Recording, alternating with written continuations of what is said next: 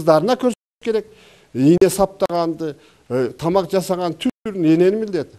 Атаның міндеті балдарға тура қойыш, тура тәрбие беріш, жана үйлендіріш. Тура жолды көрсөтүш, Тура жолды көрсөтүш. Үшін өзіміз мейірімді болушубуз керек та. Ең негізгі иманды болушубуз керек. Bir нәрседен қорқыш керек. Адамдар барлық bir нәрседен қорқыш. Кейбіреулер қорқу сезім бар. Ошондуктан бирөө ташқа сыйынат, бирөө тоого сыйынат, бирөө сүрөткө сыйынат. Biz bir gana Kuday'dan korkuşumuz gerek. Körбөй turup korkuşumuz gerek. Kuday'dan korksa жаман işke barbayt. Eğer de жолда алтын жасса да албайт. Бұл бирөөнүкү Алла эмне дейт да. Уядан эмнени көрсө ошону алат деп ойлойм. Чоң рахмат. Ушундан агайыбызга бир кол чаап коелу. Анда сыктоо сөз ушул эже. Ат жөнүңүздү айтып бе? Менин атым Бегайым. Ушул жерде мектепте мугалим болуп иштейм да, ушул балдарга тартуу жөнүндө иштеймин да. Анан кийин мен эми биринчиден ата энеден жакшы тартип үйрөнүп атат, экинчиден мугалимдерден бизден алып атат, тартипчи. Анан аягына чейин жакшы эле болот экен деп ойлоймун да. Ушул боюнча эле жакшынакай болуп эле аягына чейин жүрө берсин деп каалайм балдарга. Ошо. Алымбаева ушул мектепте мугалимин. Шабдан агайдын айткан сөздөрүнө толугу менен кошулам. Андан сырткары, эгер ошол адам билимдүү болсо, илимдүү болсо, аң сезимдүү болсо, ошол адамдан көп жакшы нерселер чыгат деген мен ишеним бар. Ошондуктан окуш керек. Ата эне ошого аракет кылыш керек балдарды окутканга. Ал кайсы гана адам албайлы, билимдүү, илимдүү адамда сөзсүз маданият болот, гумандуулук болот, нравалуулук болот, бардык тарбиялык жак болот сөзсүз түрдө. Бузулуп кетиш өзүнөн. Рахмат. Жаштардан барбы? Жаштардан? Мен Таласбеков Дастан. Неме тарбия боюнча ар бир бала өзү ошо бир нерсени кылар алдында өзү анализ жасаш керек да. Мен бул нерсени кылсам жакшыбы, жаманбы депчи. Мисалы оюндун алдында деле мисалы контур оюндар, мисалы баланын өзүнө неме да, мисалы Европа бизге бул оюнду бизди ошо башка өлкөлөрдө бир аз кичине жаман жакка алып келиш үчүн чыгарганда, мисалы Европанын өзүндө бул оюндар ойнолбойт мисалычы. Анан ар бир бала ошо бир нерсе кылардын алдында ошо негизгиси өзү анализ жасаш керек да. Мен кылсам пайдалуу нерсе ала аламбы дегенчи. Ошо да негизги ой. Чоң рахмат. Тарбия жөнүндө эркек кишини атасы тарбиялаш керек, кыз кишини энеси тарбиялаш керек.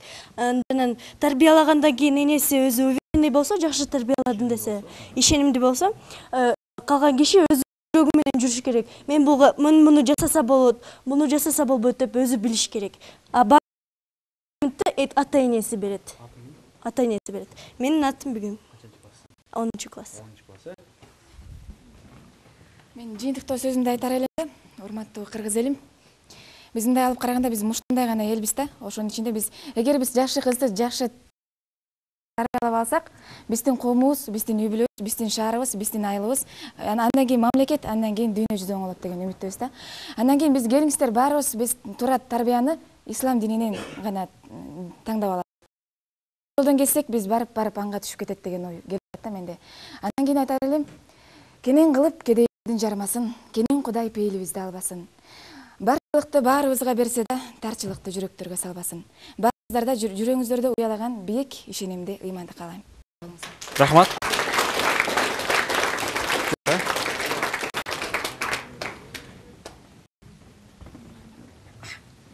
Мен дагы бул досума каршы чыгып айта кетейин дедим эле. Бул айтылып, бул аталар таштап кетет, көбүнчө ата жаман депчи. Мен буга да таптакыр каршы элем. Мен бул эки жакын досум бар, Таласбеков Жакшылык, Таласбеков Дастан да. Буларды экөөнү тең эмне болуп билбейм, атасы ажырашып кеттир да. Анан мен ошо кийин айдап алып үчөөбүз атасын барып көрүп байкап кандай киши экенин көрүм келет да. Райкы Көбековдуку бар го, Жапалак Жатпасов чыгарма пьесасы. Ошондой адамбы же апасынан кеткенби, ошону көп байкагым билгим келет да. Анан бул Санат деген классташыма да каршы чыгып келет да. Айтып атат ал. Үйдү матриархат болуш керек, апа башкарыш керек депчи. Ата апанын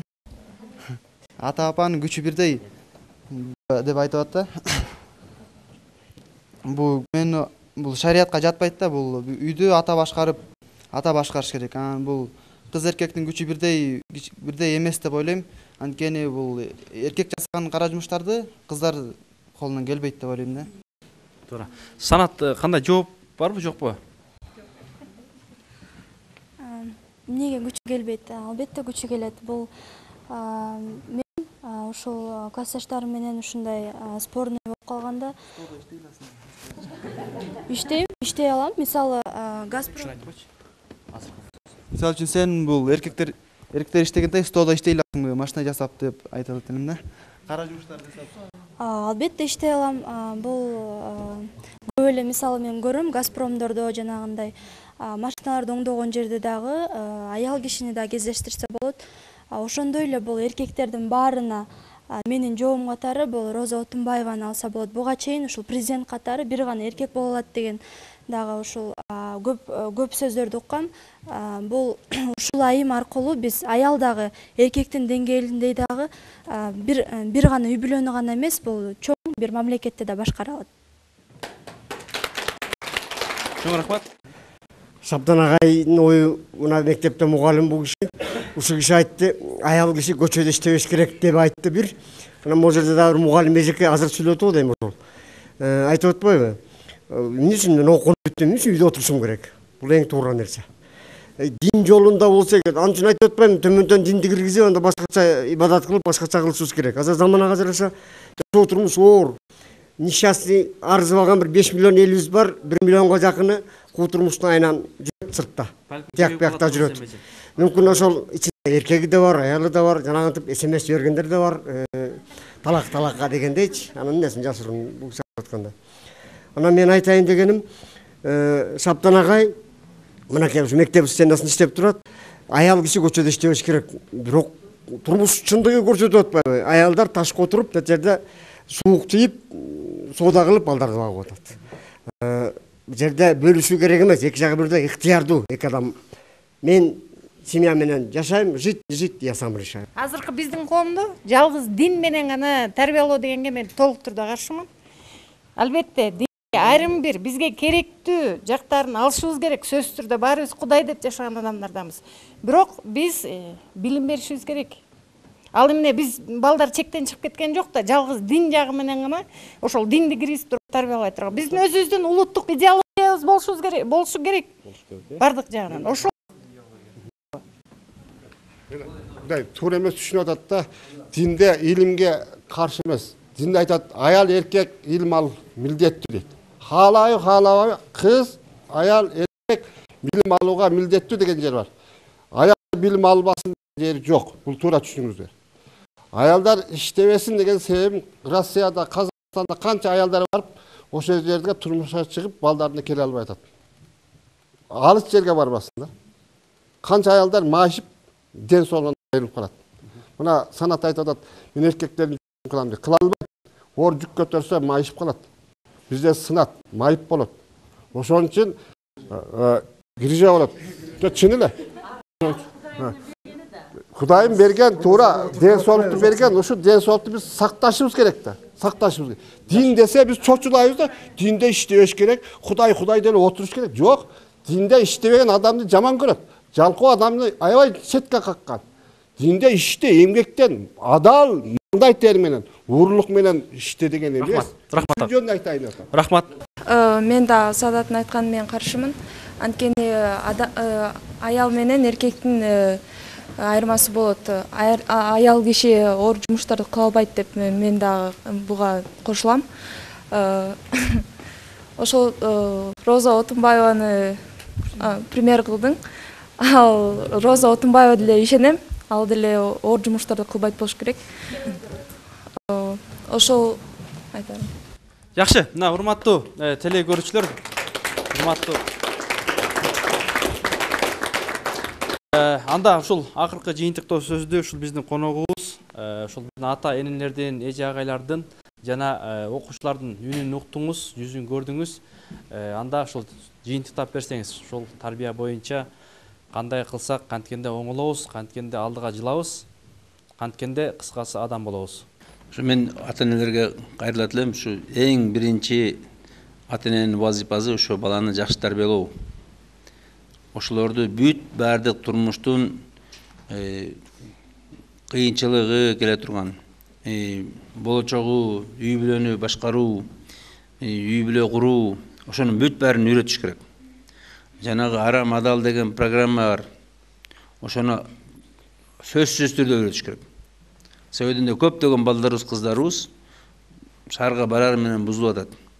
Ичип атат, мушташып атат, түрмөлөргө түшүп атат, дагы башка болуп атат. Аябай Кыргызда эч качан болбогон нерселер болуп атат. Мисалы 14 карылар үйү бар. Ошонун баары эле кыргыз, көпчү 90%.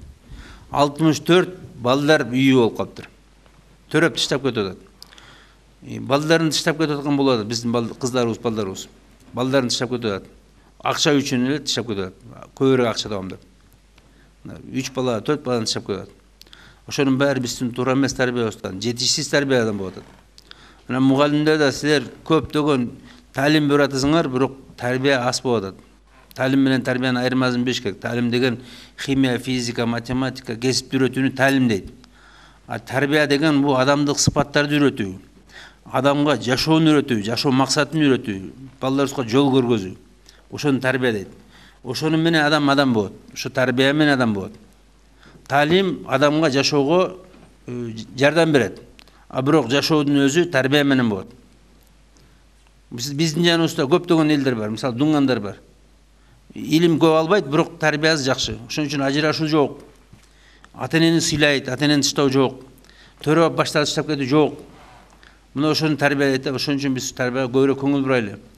Мына азыркы эле ушу жерден көрүнүп атат, балдарыбыз менен тарбия фактически жүрбөй атат. Багуу болуп атат үй бүлөдө. Анан Кудай эле сактап келатат. Ушу биздин кыздарыбыз, балдарыбыз, ошо Алла Таала өзү буларга ынсап берип, ошо кичине да болсо аталарынын жазаганын жазабай эле деп. Мисалы ата энелерин тамекисин чексе да, чегип атканын көрсө да чекпейин, ичип атканын көрсө ичпейин деп ушу биздин балдар көп оңолуп келатат. Иманга жаштар көбүрөөк тартылып келатат. Чоң рахмат. Ширин эжебиз айткандай, эшекти такалабай, Кудай буйруса, бүгүнкү көрсөтүүдөн кийин буйруса балдарыбызга жакшы талим тарбия берет деген ойдобуз. Кийинки ишембиден жолугушканга чейин саламатта калыңыздар.